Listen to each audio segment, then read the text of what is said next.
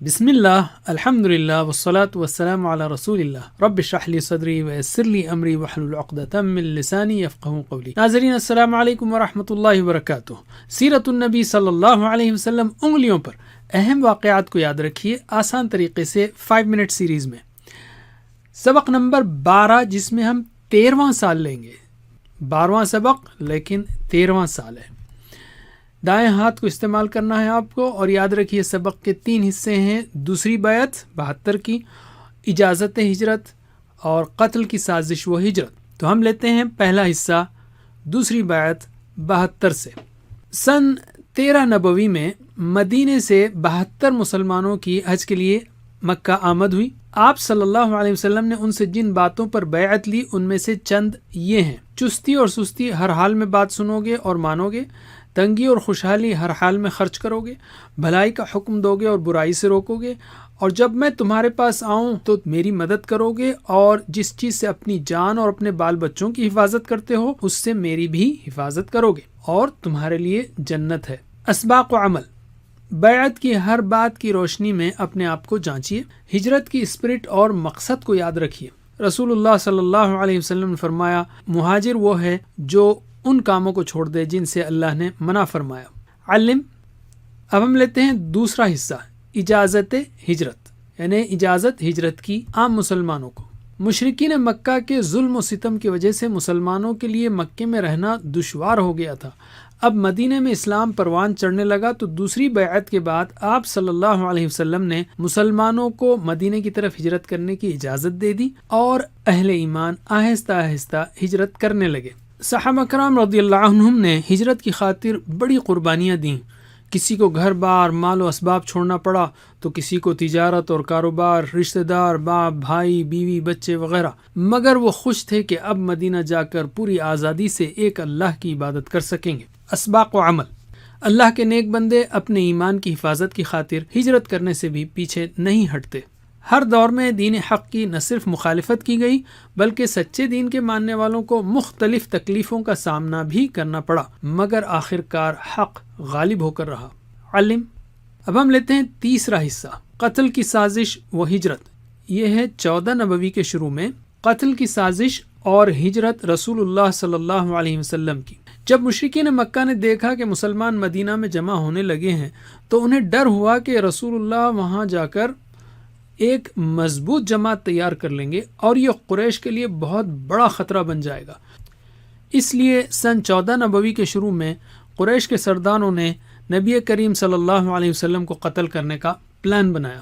جب رات ذرا تاریک ہو گئی تو قریش کے 11 لوگ نبی صلی اللہ علیہ وسلم کے گھر کے دروازے پر بیٹھ گئے تاکہ آپ کے سو جانے کے بعد آپ پر ٹوٹ پڑیں۔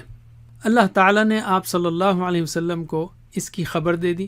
آپ نے ایک مٹھی لے کر ان لوگوں پر ڈالی، وہ آپ کو دیکھ بھی نہ سکے، اور آپ صلی اللہ علیہ وسلم گھر سے نکل گئے۔ آپ صلی اللہ علیہ وسلم سیدھے ابو بکر صدیق رضی اللہ عنہ کے گھر آئے اور انہیں ساتھ لے کر غار سور میں پناہ لی۔ 3 دنوں تک وہیں ٹھہرے رہے، پھر 1 ربیع الاول کو مدینے کی طرف نکل پڑے۔ اسباق و عمل: اسلام کے خلاف ہونے والی چھوٹی بڑی سازشوں سے گھبرانا نہیں چاہیے، بلکہ اللہ کی ذات پر مکمل اعتماد رکھتے ہوئے احتیاطی تدابیر اختیار کرنا چاہیے۔ علم: اب ہم لیتے ہیں قرآن کو۔ یاد رکھیے مکی زندگی کے چوتھے دور یعنی 11 سے 13 نبوی میں 15 صورتیں نازل ہوئیں جو یہاں دی گئی ہیں، تقریباً 8 پاروں کے برابر۔ اس میں سے کم 7 سے 14 کو یاد رکھیے سوائے 10 کے۔ ان پاروں میں دوسری صورتیں بھی ہیں۔ قرآن کا زیادہ تر حصہ انہی 3 سالوں میں نازل ہوا، تو ان صورتوں کو سمجھ کر پڑھیے تاکہ کچھ اندازہ ہو کہ کس طرح اللہ تعالیٰ نے مسلمانوں کی تربیت کی ہے اور کس طرح انکار کرنے والوں کو سخت وارننگ دی گئی ہے، کیونکہ کئی سال گزر چکے تھے ان کو دعوت دیتے دیتے۔ حدیث کو لیں گے اب۔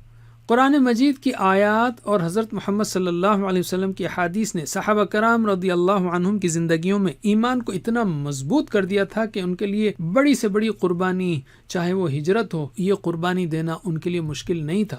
اپنے ایمان کی مضبوطی کے لیے روزانہ کم از کم 1 حدیث ضرور پڑھیے۔ مثلا آپ صلی اللہ علیہ وسلم نے فرمایا، مسلمان مسلمان کا بھائی ہوتا ہے۔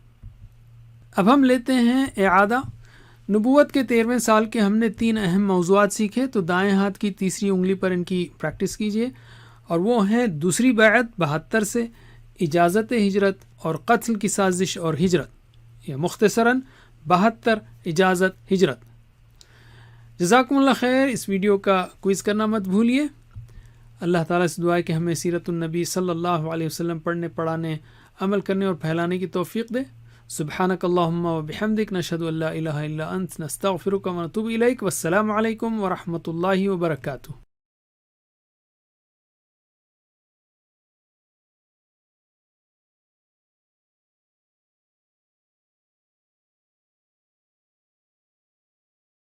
اللہ میرے بعد دہرائیے، سنیے سنیے اور اشاروں کے ساتھ کان کی طرف اشارہ کرتے ہوئے آپ کہیں گے سنیے، سنیے، دیکھیے، دیکھیے، سوچیے، سوچیے، بولیے، بولیے، بتائیے، بتائیے، دل سے کیجیے، دل سے کیجیے، مل کر کیجیے۔ مل کر کیجیے۔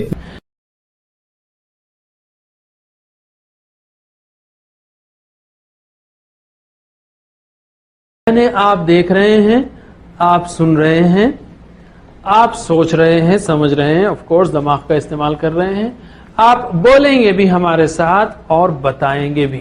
بولنا بھی ہے آپ کو اور بتانا بھی ہے۔ اب ہم ریموٹ کا بٹن دبا کر دیکھتے ہیں کیا ہوتا ہے۔ غور سے دیکھیں، ریموٹ کا بٹن دبانے سے 3 زبر والے الفاظ کے آخری حرف کا زبر نکل رہا ہے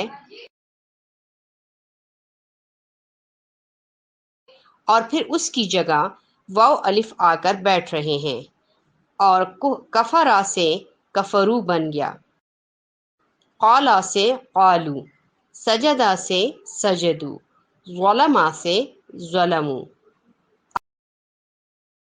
اب واو الف کا ترجمہ ہوگا انہوں نے کیا، سجدو انہوں نے سجدہ کیا، کفرو انہوں نے کفر کیا، قالو انہوں نے کہا۔